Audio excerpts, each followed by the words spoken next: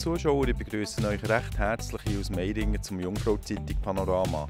Heute haben wir für euch in der Sendung: in Meiringen ist trotz strömendem Regen fleissig gejasst worden. In Thun wird trotz Littering für eine saubere Aare geschaffen. Bei IB freut man sich trotz noch der jungen Saison bereits jetzt über die gute Stimmung. Bevor wir zu unseren 3 Beiträgen kommen, gibt es zuerst jetzt aber noch kurz Überblick über ein paar wichtige Neuigkeiten vom Tag. 5 Männer wegen 22 Einbruchsdelikten angeklagt. Ihnen werden fast 2 Dutzend Einbruchsdiebstähle und Einbruchsversuche in Bankomaten und Geschäftsbetriebe in insgesamt 7 Kantonen zur Last gelegt.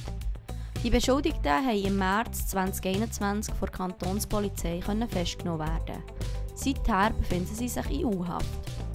Erdrutsch im Lötschental. In mehreren Teilen der Schweiz ist es gestern Abend zu heftigen Gewittern mit viel Regen in kurzer Zeit gekommen. Stark betroffen ist das Lötschental im Wallis. Wegen einem Erdrutsch ist die Strasse im Tal unterbrochen. Rollerfahrer flüchtet vor der Polizei. Der Lenker ist am Mittwochabend in Nidau einer Polizeikontrolle entkommen. Auf der Flucht vor der Polizei hat er gefährliche Fahrmanöver durchgeführt. Unter anderem ist er ein Trottoir befahren. Schon am frühen Nachmittag sind gestern die ersten Fans vom Donnerstagjass nach Meiringen angereist. Zusammen mit den vielen Einheimischen haben sie die Sendung lautstark unterstützt und haben sich auch vom strömenden Regen nicht abhalten. Sichtlich wohlgefühlt hat sich auch Bundesrätin Viola Amherd, die als Ehrengast anwesend war. Oder auch der Schwingerkönig Matthias Glarner oder natürlich auch der Moderator der Rainer Maria Salzgeber. Der Matthias Mast hat den Blick hinter die Kulissen gewagt. Wie gut jasset der Gemeindepräsident von Meiringen? Mittelmäßig. Was heisst es? Mittelmäßig, ich könnte hier nicht mitjassen. Für das jasse ich schlecht. Aber mit Kollegen zusammen und etwas dort reichen und allenfalls essen, für das reicht es.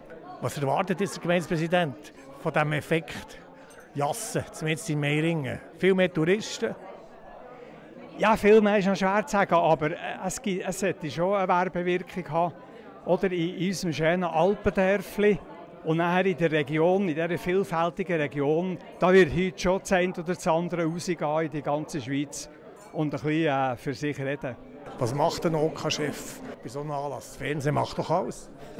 Ja, das wär schön. Es ist so eine zweiteilige Geschichte. Aber es ist schon so, wir profitieren natürlich extrem von einem Equipment und auch von einem Team vom SRF, das sehr professionell unterwegs ist und spannend ist. Aber ja, wir müssen natürlich unseren Teil dazu beitragen. Sei das Festbänke organisieren, sei das Festwirtschaft organisieren, sei das im Prinzip organisatorische Sachen wie Sicherheit und wie irgendwo dann auch die Leute irgendwie unterzubringen und so weiter. Also es gibt einen Haufen Aufgaben, die pragmatisch auch sinnvoll vor Ort gelöst werden. Die absolut wichtigste Frage: Könnt ihr jassen?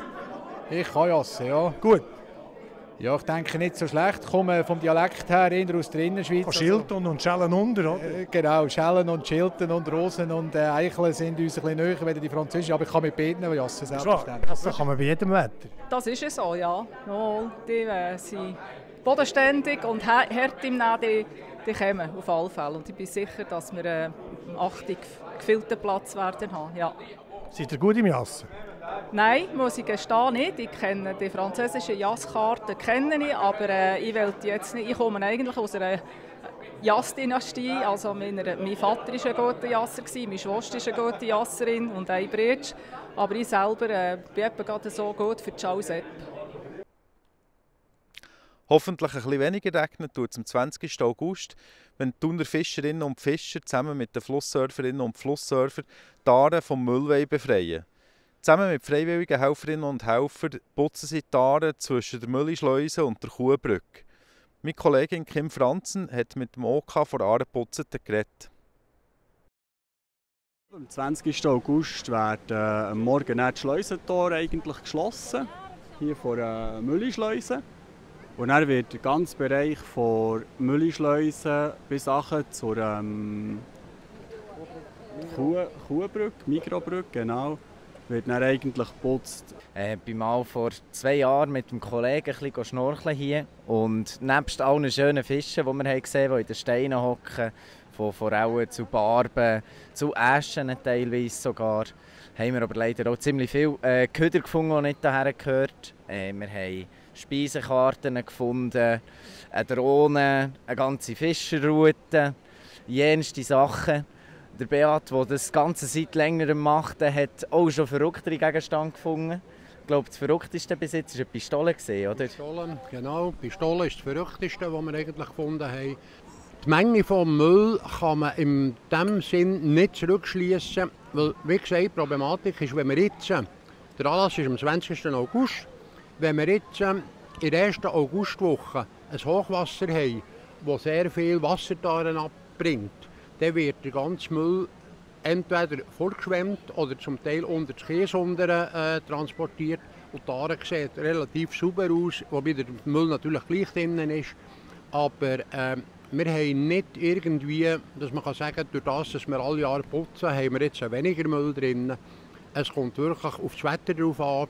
Es kommt darauf an, was für Anlässe in der Stadt sind. Wenn der Sommer, so wie dieses Jahr, sehr schön wird, könnte ich mir vorstellen, dass der eine oder andere Bistrotisch im Wasser liegt.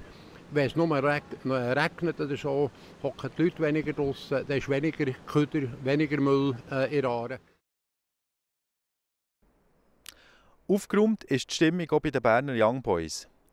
Mit 2 Siegen stehen sie in der noch jungen Super League-Saison an der Tabellenspitze. Ob das Ende Saison immer noch so wird sein, steht natürlich in den Sternen. Bereits jetzt ist aber klar, dass bei den Young Boys wieder viel mehr zusammenstimmt als noch in der letzten Saison. Das bestätigt auch der Verteidiger, der Cedric Zesiger. Ihr habt jetzt immer Donnerstagspiel, Sonntagsspiel. Wie ist die Doppelbelastung für eure Spieler? Hat man da Freude, dass man spielen kann, oder ist es auch anstrengend? Es ist sicher anstrengend, aber ich glaube, man tut immer lieber spielen als trainieren. Von dem her haben wir 4 Wochen gehabt, 5 Wochen Vorbereitung, wo wir hart trainiert haben. Und jetzt ist eben der Spielrhythmus, der kommt, alle 3 Tage Match. Und das ist natürlich das Ziel, dass wir dort bis im Winter alle 3 Tage Match haben. Und noch darüber hinaus, dass wir einfach möglichst viel Spiel haben. Und ich glaube, das will man als Spieler auch, dass man wirklich alle 3 Tage Match haben. Logisch muss man gut erholen, aber das macht Spass. Die ersten 3 Spiele siegreich, positiver Saisonstart. Wie ist die Stimmung im Team momentan? Ja, sehr gut. Schon vor dem Saisonstart, wirklich während der Vorbereitung, hat man gemerkt, dass da etwas zusammenwächst. Man kennt sich, die neuen Spieler, die sie kommen, hat man auch schon ein bisschen kennt. Von dem her ist es sehr einfach, die zu integrieren. Und jetzt ist wirklich ein grosses Team, das da anwächst. Und man hat es gesehen im Saisonstart. Es freut wirklich jeden, wenn wir erfolgreich sind. Und eben, so wollen wir weitermachen. Wir wollen den guten Start bestätigen und natürlich vorwärts schauen, um unser Spiel zu gewinnen. Wenn du entscheiden müsstest, jetzt Schweizer Meister oder Conference League Final? Schweizer Meister. Ob für die Young Boys bei den Spielen am Wochenende im wörtlichen Sinn die Sonne scheint, das seht ihr gerade anschliessend in den Prognosen. So oder so wünsche ich euch jetzt schon eine geruhsame Zeit und ein schönes Wochenende. Auf Wiedersehen miteinander. Das Wetter wird euch präsentiert von der Jungfrau Zeitung. Herzlich willkommen bei der Jungfrau Zeitungswetter für den Kanton Bern. Langsam aber sicher geht der Monat Juli seinem Ende zu und somit nähern wir uns unserem Nationalviertag am 1. August. Und das Wetter dazu, das verrate ich Ihnen jetzt sehr gerne. Ja, die Schweiz befindet sich am Freitag im Einflussbereich von einem Trog.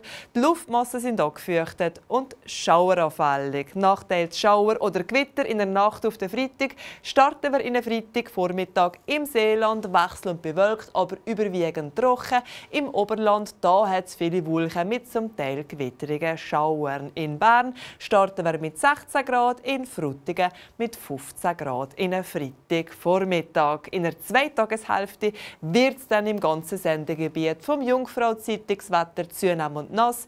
Begleitet werden sie von einem kleinen Südwestwind. In Gewitternähe sind kräftige Böen möglich und die 0-Grad-Grenze liegt auf rund 3600 Metern. In Burgdorf erwarten wir dazu 26 Grad, in Interlaken werden es 25 Grad. Der Samstag zeigt sich mit nur wenigen Restwolken meist sonnig. Über dem Jura gibt es tagsüber wenige harmlose Quellwolken, begleitet werden wir lokal von einer leichten Brise. Und vom Sonntag bis mit am Mittwoch geht es nach aktuellem Modell oft sonnig und mit täglich steigenden Temperaturwerten weiter. Unser Nationalviertag am 1. August kann man seit dem Wetter gut feiern. Und wie gesagt, Temperaturwerte steigen jeden Tag an. Also die Jungfrau-Zeitungswetter für den Kanton Bern unbedingt schauen. Wir halten Sie natürlich immer auf dem Laufenden. Das war es von meiner Seite. Herzlichen Dank fürs Zuschauen und weiterhin eine wunderbare Zeit. Ade miteinander.